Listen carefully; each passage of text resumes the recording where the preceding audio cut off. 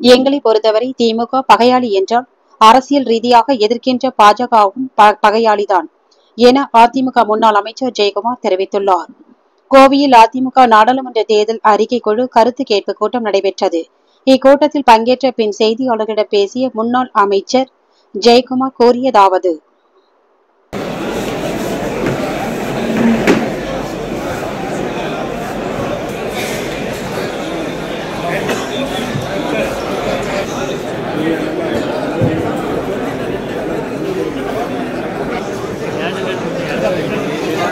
அனைத்து இந்திய அண்ணா திராவிட முன்னேற்ற கழகத்துடைய தேர்தல் அறிக்கை குழுவை வரவேற்கிறேன். அனைத்து இந்திய அண்ணா திராவிட தென்னிந்தியாவின் மான்செஸ்டராக கருதப்படுகிற கோவை மாவட்டத்தில் பாலங்கள் அதே போல உட்கட்டமைப்புகளை நம்முடைய கட்சியில வாய்ஸாக தொலைக்காட்சியில் செல்வாக்கு பேசிக் கொள்ளக்கூடிய கழகத்தின் அமைப்பு மாவட்ட செயலாளர் இங்கு மாவட்ட பெரிய கட்சிகள் இருக்குது. அந்த எல்லாரும் அக்கா என்று அழைக்கக்கூடிய அழைக்கக்கூடிய கழகத்தில் மகளிரணி அம்மா அவர்களுக்கு இருந்தாலும் அதே போல மகளிரணி கூட்டத்தை சிறப்பான முறையில் அதிகமான மகளிர் கழகத்துடைய மூத்த முன்னோடியாக செயலாளர்கள் நிறைய பேர் இவர்களுடைய அனைத்து அதிகமான திட்டங்களுக்கு வழிகாட்டியாக இருக்கக்கூடிய துணைத் தலைவர் பதிவு கொடுத்து சிறப்பான முறையிலே இங்கே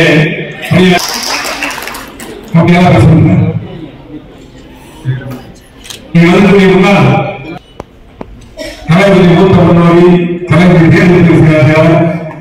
அதே போல நேற்று நம்முடைய அமலாசிரியர் அருள்மான அமலாசிரியர் சென்று சிறப்பான முறையில் இந்தியா அவர்கள் எங்களது மாவட்ட செயலாளர்கள் வடக்கு மாவட்டத்துடைய கோவை வடக்கு மாவட்டத்தில் பின்னாடி அவங்க எல்லாம்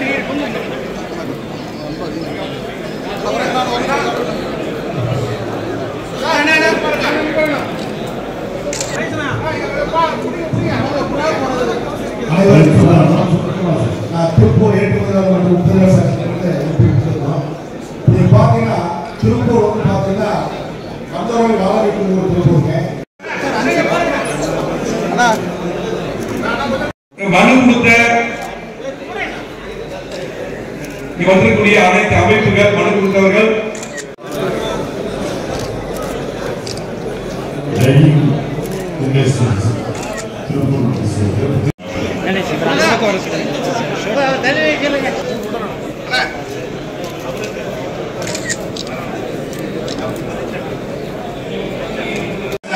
உண்மையிலேயே நம்ம மனதார பார்த்து ஆய்வு கொண்டு வந்தது அண்ணன் செங்கோட்டையில மாண்புமிகு கருப்பணன் அவர்கள் முயற்சியில ஆய்விலிருந்து எங்களுக்கு அதே சமயத்தில் மார்க்கெட் கமிட்டியில வந்து பாத்தீங்கன்னா நெல்லு வந்து கமிட்டியில் வாங்குறதுக்கு அதுக்கு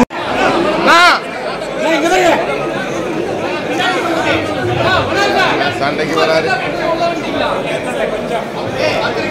சார் சார் அண்ணா மாண்புமிகு முன்னாள் முதலமைச்சர் அன்புக்குரிய தலைவர் எடப்பாடி அவர்கள் அமைத்த தேர்தல் அறிக்கை தயாரிப்பு குழுவின் தலைவர் அவர்களே, கோவை மாவட்டத்தின் வளர்ச்சியிலே தன்னிறைந்த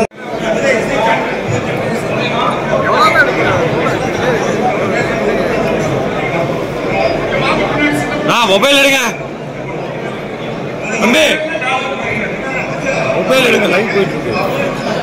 நன்றியை தெரிவிச்சுக்கிறோம். இன்னைக்கு வந்து தென்னை உற்பத்தியில வந்து 2 மாவட்டங்கள்ல நடக்கிறதுல வந்து 27 மாவட்டங்கள்ல வந்து கிட்டத்தட்ட 70% வெளிநாட்டு பாமாலை இறக்குமதி பண்ணுகிறார்கள். உள்நாட்டு உற்பத்தியான தேங்காய் எண்ணெயை அதை எங்க பகுதியில் பார்த்தீங்கன்னா பாசனம் இல்லை, பலமுறை கோரிக்கைச்சுக்கிறோம். அண்ணன் ஜெயராமன் மகேந்திரன் வாக்கு கொடுக்குறாங்க. இந்த முறையை கண்டிப்பாக வாக்கு கொடுக்குறாங்க.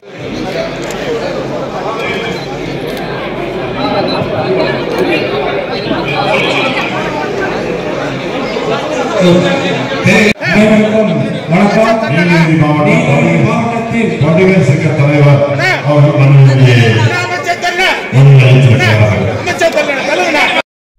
எங்களுக்கு வாய்ப்பளித்த நல்ல உலகளுக்கு நன்றி கூறி விடைபெறுகிறோம். நன்றி, வணக்கம்.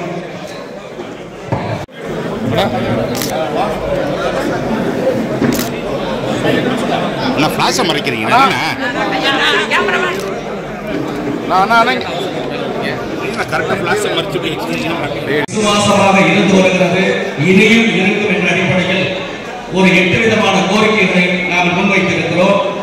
பொதுச் செயலாளர் அறிஞர் எடப்பாடியார் அவர்களின் ஆணையின்படி இன்று அனைத்து இந்திய அண்ணா திராவிட முன்னேற்ற கழகத்தின் சார்பில் நடைபெறவிருக்கின்ற நாடாளுமன்ற தேர்தலில்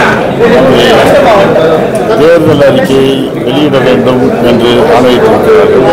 அந்த தேர்தல் அறிக்கையை இன்றைக்கு மக்களுடைய விருப்பம் அறிந்து அவர்களை நேரில் சந்தித்து ஆங்காங்கு கட்சி சார்ந்த அமைப்புகளால் மட்டுமல்ல, கட்சி சாராத அமைப்புகள் அந்தந்த மண்டலங்களிலே செயல்பட்டு வருகின்ற அனைத்து அமைப்புகளையும் தனித்தனியாக சந்தித்து அவர்கள் கோரிக்கைகளை எல்லாம் கேட்டு விருப்பம் அறிந்து இந்த தேர்தல் அறிக்கையிலே எதை சேர்க்க வேண்டும் என்று அவர்கள் கருதுகிறார்களோ அந்த பிரச்சனைகளை எல்லாம் இந்த தேர்தல் அறிக்கையிலே சேர்த்து ஒரு ஆக்கப்பூர்வமான தேர்தல் அறிக்கையாக, பயனுள்ள தேர்தல் அறிக்கையாக, மற்ற அரசியல் கட்சிகளுக்கு முன்மாதிரியான தேர்தல் அறிக்கையாக இந்த தேர்தல் அறிக்கை அமைய வேண்டும் என்று பொதுச் செயலாளர் அங்கே விரும்புகிறார்.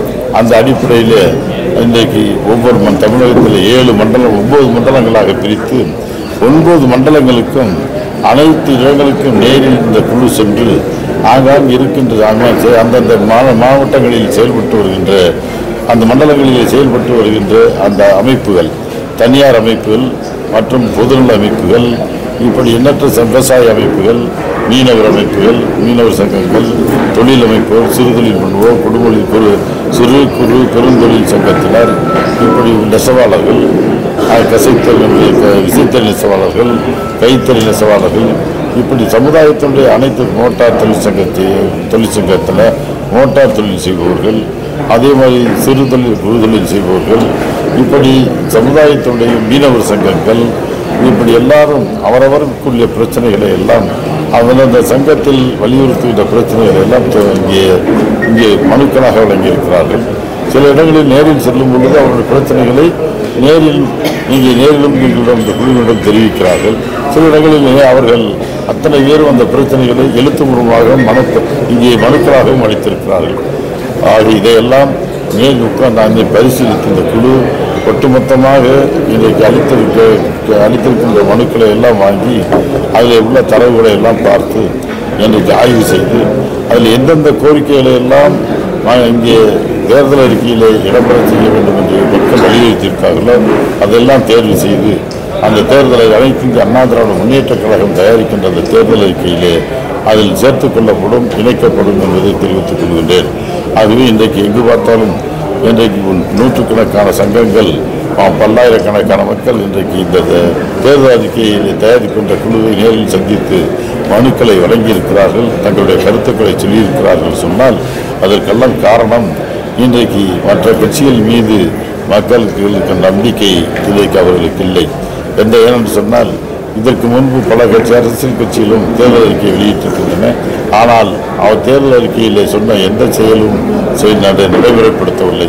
குறிப்பாக சென்ற சட்டமன்ற தேர்தலுக்கு முன்பு திமுக அளித்த தேர்தல் அறிக்கையில் இன்றைக்கு ஒரு 5%, 10% வாக்குறுதிகள் கூட நிறைவேற்றப்படவில்லை.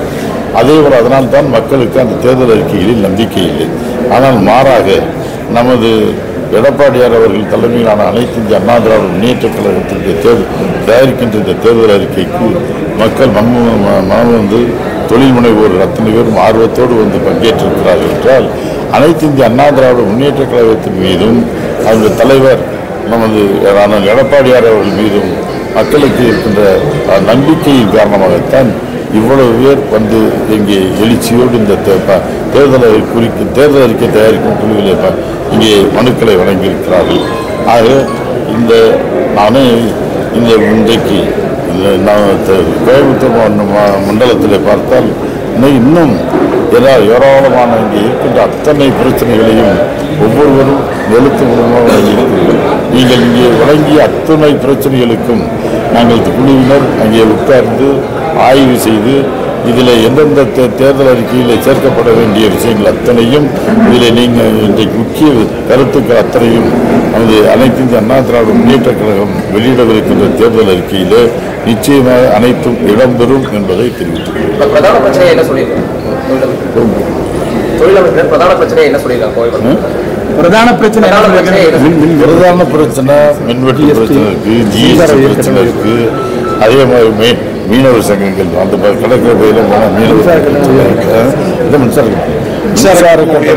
மின்சார கட்டணம் உயர்வு இன்றைக்கு 9 மண்டலங்களிலும் அனைத்து மாவட்டங்களிலும் கடுமையாக இன்றைக்கு மக்களை தொழில் செய்பவர்களை பாதித்திருப்பது மின்சார கட்டணம் தான். அது மின்சார கட்டணம் இன்றைக்கு அதன் மீது கடும் அதிருப்தி விட்டது. இன்றைக்கு இந்த மனுக்களின் மூலமாக பார்த்துக்கணும். எல்லா இடங்களிலும் வந்திருக்க பெட்டிஷன் மிக முக்கியமானது மின் கட்டணம். அது பல்வேறு வகையிலே நிலை கட்டணம், பீக் ஹவர்ஸ் கட்டணம், இப்படி பல்வேறு வகையிலே பேரை மாற்றி மாற்றி கட்டணத்தை கூட்டி இருப்பது. அதே மாதிரி எல்லா இந்த ஆட்சி வந்ததற்கு பின்பு திமுக ஆட்சி வந்ததற்கு பின்பு ஏற்பட்டிருக்கின்ற மக்கள் விரோத நடவடிக்கைகள் அத்தனையும் இங்கே மனுக்களாக இங்கே வந்திருக்கிறது. குறிப்பிட்டிருக்கிறார்கள். சொத்து வரி உயர்வு, அதே போல் ஜிஎஸ்டி மெயின் சொல்கிறது ஜிஎஸ்டி மின்சார கட்டணம் தான் அதே மாதிரி மிகப்பெரிய பங்கு வகிக்கிறது. அது மட்டுமல்ல, எல்லா இடங்களிலும் அந்த மீனவர் பிரச்சனைகளும் அதிகமாக இங்கே எதிரொலிக்கிறது. அந்த கடற்கரை ஏரியாக்களில் அதே போல் விவசாயிகள் டெல்டா பகுதி மற்றும் காவிரி பாசன வசதி மட்டுமல்ல, இங்கே முல்லை பெரியார் பாசன வசதி பகுதி, அந்த பகுதியெல்லாம் நிச்சயமாக எல்லா வகையிலும் விவசாயிகள் பிரச்சனை. தென்னை குறிப்பாக இங்கே வந்தால் அவங்க இந்த குழுவிலேயே இருக்காரு பொள்ளாச்சினேன். அதுக்கடுத்து அதே மாதிரி இந்த தென்னை விடவே மாட்டாங்க. அது மாதிரி எங்கே பார்த்தாலும் தென்னை விவசாயிகள் தமிழகத்தில் பெரும்பாலும் அதிகமாக இருக்கிறார்கள். ஆக தென்னை விவசாயிகளும் கடுமையாக பாதிக்கப்பட்டிருக்கிறார்கள். இன்றைக்கு எல்லா விலைவாசி சட்டம் ஏறி இருந்தாலும் கூட தென்னை விவசாயிகளுக்கு போதுமான விலை கிடைக்கவில்லை. அவர்கள் அதே போல அவர்கள் துணை தொழில் பொருள் செய்கிற கயிறு இருக்கிற பிரச்சனைகளும் இன்றைக்கு பாதிக்கப்பட்டிருக்கிறது. ஆக எல்லா பிரச்சனைகளும் இந்த திமுக ஆட்சியில் அனைத்து தொழில் செய்வோரும் பாதிக்கப்பட்டிருக்கிறார்கள். அனைத்து தொழில்களும் இன்றைக்கு நசுக்கப்பட்டிருக்கிறது. அதே மாதிரி இந்த கல்குவாரி நடத்துகிறவர்கள் அவர்களுடைய நிறைய பிரச்சனைகள் இங்கே சொல்லியிருக்கிறார்கள். எல்லா மாவட்டங்களிலும் தவறாமல் எல்லாரும் பிரச்சனை, எல்லா பிரச்சனைகளையும் இவ்வளவு பிரச்சனைகள் தமிழகத்தில் இருக்கிறதா என்று சொன்னால் இன்றைக்கு பார்க்கிற மனுக்களை பார்க்கிறவர்களால் ஒட்டுமொத்த தமிழகமே இன்றைக்கு ஸ்தம்பித்து போயிருக்கிறது. தொழில்துறையில் அதே மாதிரி தேங்காய் எண்ணெயெல்லாம் இது ரேஷன் கடையில் வழங்கணுங்கிற கோரிக்கையும் வந்துள்ளது. அது எண்ணற்ற அதே பால் உற்பத்தியாளர்கள் சங்கங்களை அதில் இருக்க பிரச்சனைகள், அதே போல நெசவாளர்கள், கூட்டுறவு நெசவாளர்கள், கைத்தறி நெசவாளர்கள், இதே மாதிரி எல்லா இந்த நூல் உற்பத்தியாளர்கள், அது என்ன ஆலை உற்பத்தியாளர்கள் கூட இந்த தொழில் பாதிக்கப்பட்டிருக்கிறார்கள். குறிப்பாக மில் ஓனர்ஸ் எல்லாம் அது மொத்தத்தில் கைத்தறி, விசைத்தறி, ஆலை உற்பத்தியாளர்கள் அங்கே அத்தனை பேரும் பாதிக்கப்பட்டிருக்கிறார்கள்.